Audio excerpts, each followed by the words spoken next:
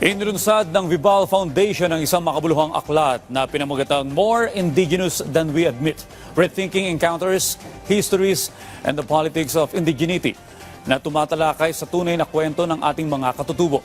Pinangunahan ito ng mga kilalang iskolar na sina Dr. Stephen Acabado at Marlon Martin na nangongolekta ng 18 essays mula sa iba't ibang indigenous at academic voices.